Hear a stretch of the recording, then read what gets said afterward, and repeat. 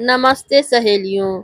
आज हम आपको सुनाने जा रहे हैं शुक्रवार का अत्यंत चमत्कारी और मन को छू लेने वाली कथा। कहा जाता है कि जो स्त्री या पुरुष सच्चे मन से शुक्रवार व्रत रखता है, माँ लक्ष्मी उसके घर में अस्थाई वास करती हैं। लेकिन सहेलियों, माँ लक्ष्मी केवल धन नहीं देती, वे पहले मनुष्य के अहंकार, लालच और व्यवहार की परीक्षा लेती हैं। आज की कहानी एक ऐसी स्त्री की है जिसके घर में सब कुछ था, धन, गहने, सम्मान, लेकिन एक छोटी सी गलती ने उसे सड़क पर ला दिया। और फिर शुक्रवार व्रत ने उसका भाग्य ऐसा बदला कि पूरा नगर हैरान रह गया। तो कथा को अंत तक जरूर सुनिएगा, क्योंकि अंत में जो रहस्य खुलेगा वह आपको सोचने पर मजबूर कर देगा। अगर आप सभी सहेलियों को यह कथा पसंद आएगी तो लाइक सब्सक्राइब तो कीजिएगा, साथ में अपने प्रियजनों के बीच इस कथा को शेयर भी कीजिएगा। बहुत समय पहले की बात है। एक नगर था, मदनपुर। मदनपुर में एक बहुत बड़ा व्यापारी रहता था। उसका नाम था सेठ जयसिंह। सेठ जयसिंह का व्यापार दूर दूर तक फैला हुआ था। उसके घर में धन की कमी नहीं थी। बड़े बड़े संदूक सोने चांदी से भरे रहते थे। हवेली इतनी बड़ी कि लोग देखकर चौंक जाते। सेठ की पत्नी का नाम था राधिका देवी। राधिका देवी सुंदर, तेजस्वी और चतुर थी, लेकिन एक कमी थी, वह बहुत घमंडी थी। उसे लगता था कि मेरे जैसा अमीर कोई नहीं, मेरे जैसा भाग्यवान कोई नहीं।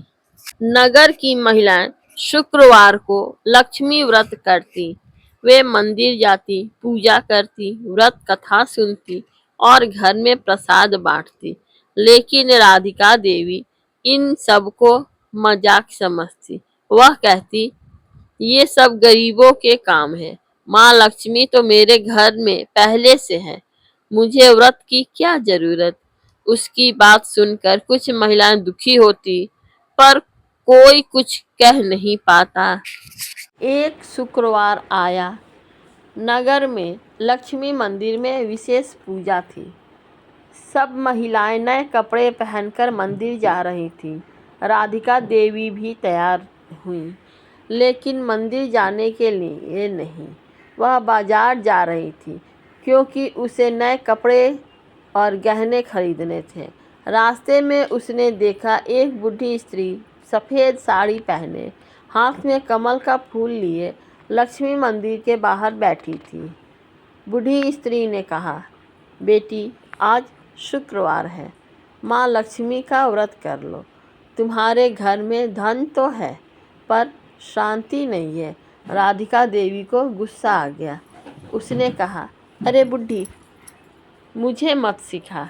मेरे घर में लक्ष्मी रोज रहती हैं, तू अपनी हालत देख। इतना कहकर वह आगे बढ़ गई। बूढ़ी स्त्री ने शांत स्वर में कहा, बेटी, लक्ष्मी धन में नहीं, व्यवहार में रहती हैं। उसी दिन शाम को सेठ जैसी घर लौटे। उनका चेहरा उतरा हुआ था। राधिका देवी ने कहा, क्या हुआ? सेठ ने कहा, व्यापार में भारी नुकसान हो गया। हमारा जहाज समुद्र में डूब गया, सारा माल चला गया। राधिका देवी को लगा यह सामान्य नुकसान होगा। वह बोली, अरे कोई बात नहीं, पैसा तो बहुत है। सेठ ने दुखी होकर कहा, ये नुकसान नहीं, यह तो शुरुआत है। कुछ ही दिनों में एक और व्यापार में घाटा हुआ। साझेदार धोखा देकर भाग गया। घर के नौकर चोरी करने लगे। सेठ की तबीयत बिगड़ने लगी। घर में रोज कलह होने लगी। राधिका देवी को समझ नहीं आ रहा था कि अचानक ऐसा क्यों हो रहा है। वह रात को सोती तो डरावने सपने आते। एक रात उसने सपना देखा, हवेली के दरवाजे पर एक देवी खड़ी है जिनके हाथ में कमल है, उनके चेहरे पर उदासी है। देवी ने कहा, मैं लक्ष्मी हूँ, मैं जा रही हूँ। राधिका डरकर उठ गई। धीरे धीरे हालत इतनी खराब हो गई कि हवेली के गहने बिकने लगे। सेठ जैसी ने एक एक करके सब कुछ बेच दिया, लेकिन कर्ज बढ़ता गया। एक दिन साहूकार आए और बोले, सेठ जी, अब पैसा नहीं दिया तो हवेली हमारी। सेठ ने हाथ जोड़कर कहा, कुछ समय दे दीजिए, लेकिन साहूकारों ने हवेली पर कब्जा कर लिया। राधिका देवी रोने लगी, वह सड़क पर आ गई। अब वही राधिका जो दूसरों को ताने मारती थी, आज खुद भूखी थी। एक दिन राधिका मंदिर में बैठी थी। गर्मी थी, भूख थी और शरीर कमजोर था। तभी कुछ महिलाएं शुक्रवार व्रत करके मंदिर से प्रसाद लेकर निकली। उनमें एक थी महिला जिसे राधिका ने पहचान लिया। वह बोली, अरे यह तो वही राधिका है जो कहती थी व्रत गरीबों का काम है। सभी हंसने लगी। राधिका का सिर झुक गया, उसकी आंखों में आंसू गिरने लगे। उसी समय वही बूढ़ी स्त्री सामने आ गई जो पहले मंदिर के बाहर बैठी थी। बूढ़ी स्त्री ने कहा, बेटी, अब समझ आया लक्ष्मी का अर्थ क्या है। राधिका रो पड़ी। उसने कहा, माँ, मुझे माफ़ कर दीजिए, मैंने घमंड किया, मैंने व्रत का अपमान किया। बूढ़ी स्त्री ने कहा, अगर सच में पश्चाताप है तो इस शुक्रवार को व्रत शुरू कर। साफ मन से स्नान कर, माँ लक्ष्मी का ध्यान कर, घर में दीपक जला, खीर या गुड़ चना का भोग लगा और लक्ष्मी कथा सुन। और सबसे ज़रूरी, किसी का अपमान मत करना। राधिका ने कांपते हाथ जोड़कर कहा, माँ, मैं व्रत करूँगी, बस मेरा जीवन बचा लीजिए। अब राधिका देवी ने व्रत शुरू किया। उसके घर में कुछ भी नहीं था। वह एक छोटे से कमरे में रहती थी। उसने मिट्टी का दीपक लिया, थोड़ा सा तेल लिया और मंदिर में जाकर दीपक जलाया। उसने पहली बार सच्चे मन से कहा, माँ लक्ष्मी, मैं धन नहीं मांगती, मुझे अपना आशीर्वाद दे दीजिए और मेरे मन को शुद्ध कर दीजिए। उसकी आंखों से आंसू बह रहे थे। रात में राधिका देवी को फिर सपना आया।